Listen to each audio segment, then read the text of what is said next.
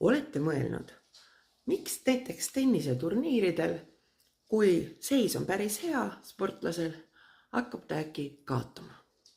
Või siis vastupidiselt, et kuigi ta ei oska väga hästi mängida, miks pärast ta siis ei suuda ennast nüüd kokku võtta seal kaotusseisus? Ja üks põhjus selleks on see, et kui me pingsalt hakkame midagi tegema, hakkame me pärssima enda sooritusvõimet just tänu sellele samale pingele, mida me iseendas tekitame läbi selle, et me midagi väga proovime teha õigesti.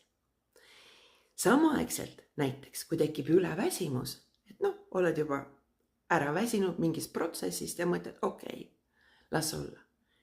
Võib su sooritustase tunduvalt suureneda ja suureneda just tänu sellele, et sa ei ürita teadlikult kontrollida igat aspekti enda tegevuses. Ehk siis näiteks, hea võrdlus on, kui te lähete trepist alla, te ei mõtle sellele, kuidas te lähete trepist alla.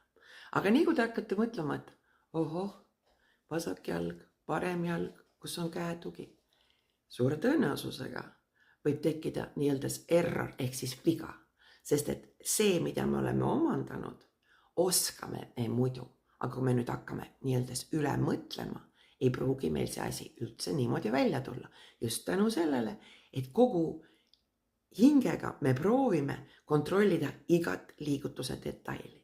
Nii et harjutama peab ja palju, aga alati nii spordis kui elus on moment, kui me peame nii-öelda usaldama iseennast. Ja selleks kõige lihtsam ongi, kuidas pingest välja tulla. Võtke väike naeratus peale oma suule, sellega te edastate ajule signaali. Kõik on hästi ja võtate maha juba selle pinge, mis muidu hakkab teie sooritust pärssima, mida te oskate suurepäraselt teha. Ehk siis ärge olge ise enda blokiks.